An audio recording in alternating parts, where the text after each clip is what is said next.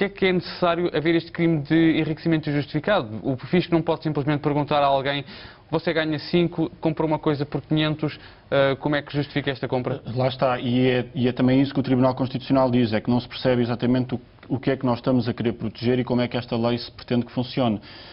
Muitas destas questões são cobertas ou podem estar cobertas em crimes fiscais que já existem no nosso ordenamento jurídico. E é por isso que, de facto, a morte desta lei também não precisa nos deixar de luto, nem deixará muitas saudades, porque há aqui um conjunto de coisas que não fazem muito sentido. Mas todos os partidos, que ouvimos aqui as reações, já prometem na próxima legislatura apresentar novamente medidas e propostas para uma lei de enriquecimento injustificado. Uma boa lei de enriquecimento injustificado pode ser útil se adicionar aos mecanismos de controle que já existem. O problema é que os mecanismos de controle que já existem não funcionam. Que controle é que há sobre as declarações de incompatibilidades e de rendimento dos políticos? Não há controle efetivo nenhum. Eu posso lhe dar um exemplo concreto de uma questão que nós estamos a trabalhar na Associação, de uma denúncia que nos chegou em relação a um alto responsável público e que nós encaminhámos a denúncia ao Tribunal Constitucional, que é responsável pela fiscalização das declarações de interesses e de património dos políticos.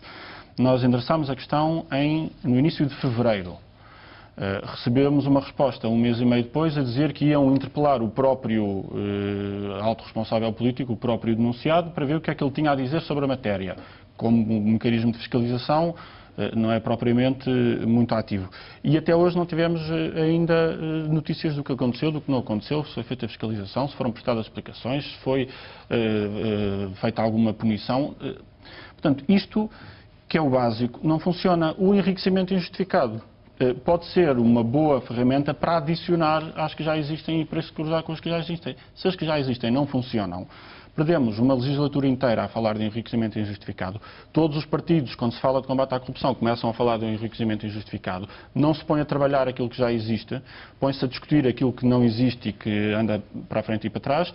Andamos a perder uma legislatura e agora ala para as febras e para os comícios, que é a altura de campanha eleitoral, e na próxima legislatura arriscamos-nos a voltar ao mesmo.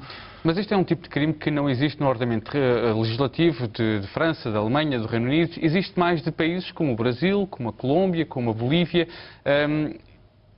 Portugal tem esta necessidade de ter este crime estipulado na lei, ou o ordenamento jurídico que já tem neste momento já deveria chegar para ser suficiente, para não haver este crime de corrupção? Pode ser útil se for bem formulado e se juntar a uma infraestrutura de controle e de fiscalização.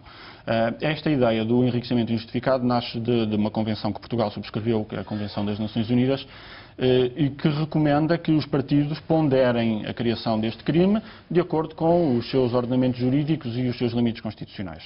Em Portugal nós temos muito o mau hábito de legislar às pressas para ficar em cumprimento de convenções internacionais e, portanto, há pouco cuidado sobre como é que se faz a legislação, se ela bate certo com as leis que já temos, se bate certo com os nossos princípios constitucionais e com a organização do sistema político e administrativo. E é aqui o caso. E esta teimosia em querer trabalhar isto, esquecendo tudo o resto, esquecendo questões que têm que ser reguladas, como já disse, de incompatibilidades, impedimentos dos responsáveis políticos, de financiamento partidário, esquecendo estas questões, portanto, não criando esta infraestrutura de controle e de monitorização, o crime, com ou sem problemas constitucionais, pouco vai adiantar um crime específico de enriquecimento ilícito. João, temos apenas só um minuto e eu gostava de saber se por acaso a vossa associação, Transparência e Integridade, tem alguma sugestão para melhorar as leis atuais? Nós precisamos de uma estratégia global de combate à corrupção.